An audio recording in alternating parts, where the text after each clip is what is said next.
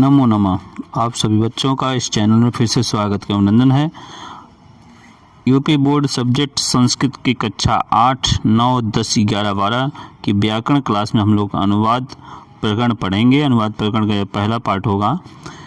ये सभी UP board की कक्षाओं तथा सीबीएसई बोर्ड की क्लास के लिए इम्पोर्टेंट होगा। तो चलते हैं अनुवाद सीखते हैं कि अनुवाद क्या है संस्कृत में।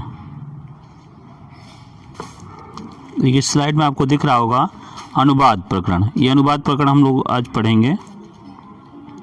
ये अनुवाद किसी एक भाषा को दूसरी भाषा में ज्यों का त्यों या आवश्यकता अनुसार रूपांतरित कर देना ही अनुवाद कहलाता है।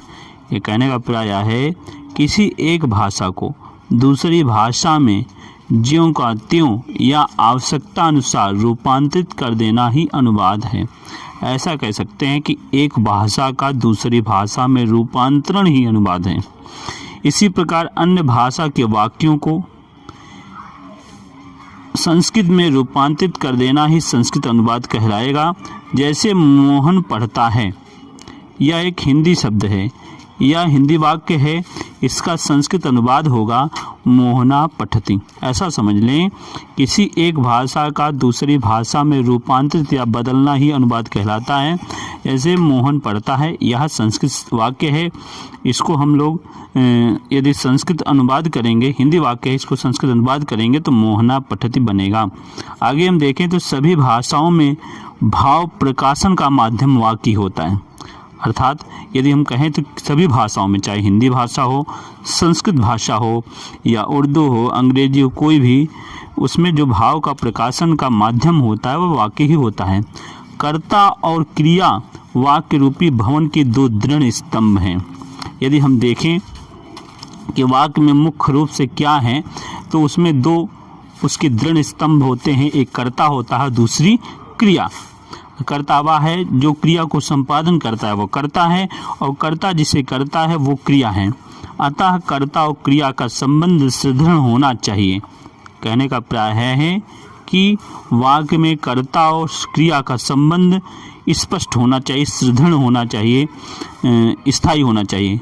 संस्कृत में यद्यपि शब्दों के क्रम में उलटफेर करने से अर्थ में कोई परिवर्तन नहीं होता है। संस्कृत के छात्रों के लिए खास बात कि संस्कृत में यद्यपि शब्दों के क्रम में उलटफेर करने से अर्थ में कोई भी परिवर्तन नहीं होता है, अर्थात उसका अर्थ वही रहता है। फिर भी अनुवाद की सरलता के लिए संस्कृत के वाक्यों का क्रम भी हिंदी के समान ही है। कहने का प्राय है यदि हम कर्ता के सर्वप्रथम हिंदी में कर्ता लिखते हैं, फिर क्रिया लिखते हैं। यदि अगर हम संस्कृत में क्रिया को पहले लिख दें फिर कर्ता को लिख दें तो कोई अर्थ में कोई परिवर्तन नहीं होगा। लेकिन अनुवाद की सरलता के लिए संस्कृत के वाक्यों का क्रम भी हिंदी के समान ही रखना होता है। पहले कर्ता, फिर कर्म और अंत में क्रिया। पहले कर्ता, फिर कर्म, फिर अंत में क्रिया। और देखें तो संस्कृत में कोई भी शब्द विभक्ति रहित नहीं प्रयुक्त होता। संस्कृत में कोई भी शब्द विभक्ति रहित नहीं प्रयुक्त होता। कहने का अभिप्राय है कि आप पदम ना प्रयुज्यते। संस्कृत में सर्वप्रथम पद बनाना पड़ता है शब्दों को, उसके बाद वाक्य में प्रयोग होता है। पद बनाने के लिए उसमें विभक्तियाँ लगती हैं। इसकी क्रियाओं में लिंग भेद नहीं होता। तीनों लिंगों में क्रिया समान हो सकती है। अब अनुवाद के कुछ आवश्यक अंग हैं, इसको आवश्यक अंगों को देखेंगे। तो पहला अनुवाद में कुछ आवश्यक अंग, इसको देख लें। ये देखें, अनुवाद के कुछ आवश्यक अंग निम्नलिखित हैं। पहला है वचन। समझ लें कि संस्कृत में वचन यदि अनुवाद करना आप सीखना चाहते हैं तो कुछ आवश्यक अंग समझ लें। पहला वचन। यदि हम जानें तो संस्कृत में 3 वचन होते हैं। एक वचन जिससे एक वस्तु का बोध हो, द्विवचन जिससे 2 वस्तुओं का बोध हो, और तीसरा बहुवचन जिससे 2 से अधिक वस्तुओं का बोध हो। इस तरह संस्कृत में कितने वचन होते हैं? 3 वचन। फिर आया पुरुष। संस्कृत में पुरुष, संस्कृत में 3 पुरुष होते हैं। कितने पुरुष? 3 पुरुष। प्रथम पुरुष, मध्यम पुरुष, उत्तम पुरुष। इसको समझ लें। संस्कृत में 3 पुरुष होते हैं, प्रथम पुरुष या अन्य पुरुष। प्रथम पुरुष को अन्य पुरुष भी कहते हैं। जिसके विषय में बात कही जाए वो प्रथम पुरुष है।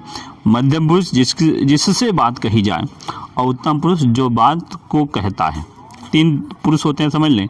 प्रथम पुरुष, मध्यम पुरुष, उत्तम पुरुष। प्रथम पुरुष है जिसके विषय में बात कही जाए, मध्यम पुरुष जिससे बात कही जाए, और उत्तम पुरुष जो बात को कहता है वह उत्तम पुरुष होता है। प्रत्येक पुरुष तीनों वचनों में होते हैं।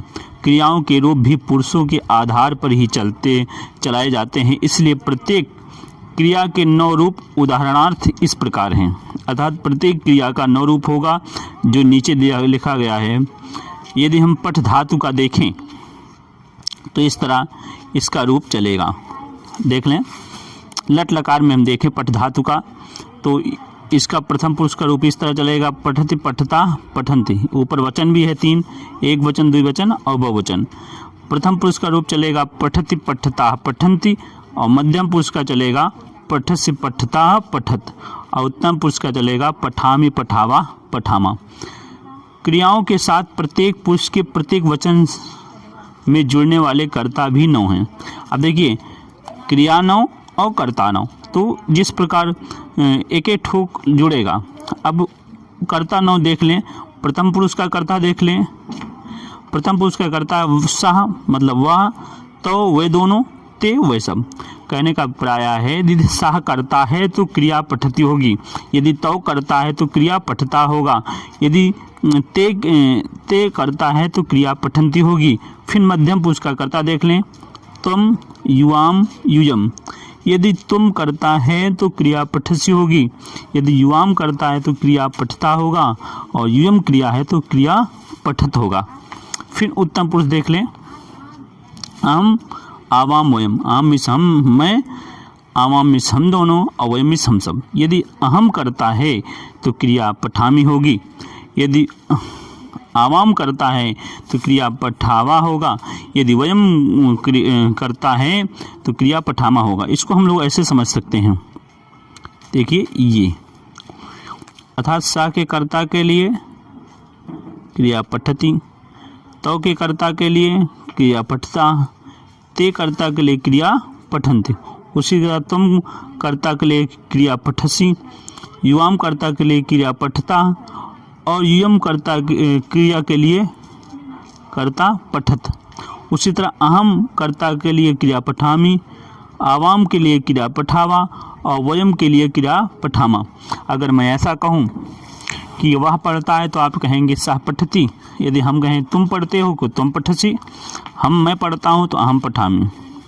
फिर उसी तरह दो वचन के कर्ता के साथ दो वचन की क्रियाएं, बहुवचन के कर्ता के साथ बहुवचन की क्रियाएं। तो हम लोग देखिए और आगे भी देख लीजिए इसका नियम महत्वपूर्ण। अब पहले देखते हैं कर्ता। कर्ता क्या है? क्रिया के करने वाले को कर्ता कहता था। क्रिया का जो संपादन करेगा वह कर्ता कहलाएगा। कर्ता में प्रथमा विभक्ति का प्रयोग होता है। ऐसा समझें कि वाकई रूप से कर्ता में कुछ विभिन्न विभक्तियों का प्रयोग होता है। तृतीय वास्तविक रूप से तृतीया का होता है, लेकिन सामान्य अनुवाद में कर्ता में प्रथमा विभक्ति का प्रयोग होता है। क्रिया के पहले कौन लगाने पर उत्तर में जो शब्द प्राप्त होता है वही कर्ता होता है। अर्थात यदि पढ़ता है तो कौन पढ़ता है ऐसा कहेंगे तो कर्ता प्राप्त हो जाएगा। कर्ता इतना समझें कि क्रिया को करने वाले को कर्ता कहते हैं, अर्थात क्रिया को जो संपादन करेगा वही कर्ता कहलाएगा। कर्ता में प्रथमा विभक्ति का प्रयोग होता है। क्रिया के पहले कौन लगाने से उत्तर में जो शब्द प्राप्त हो वही कर्ता है। अब क्रिया देखेंगे। क्रिया क्या है? जिससे किसी काम का करना या होना पाया जाए उसे क्रिया कहते हैं। जिससे अर्थात जिस शब्द में किसी कार्य का करना या होना पाया जाए उसे क्या कहते हैं? क्रिया कहते हैं। वही वर्ब है।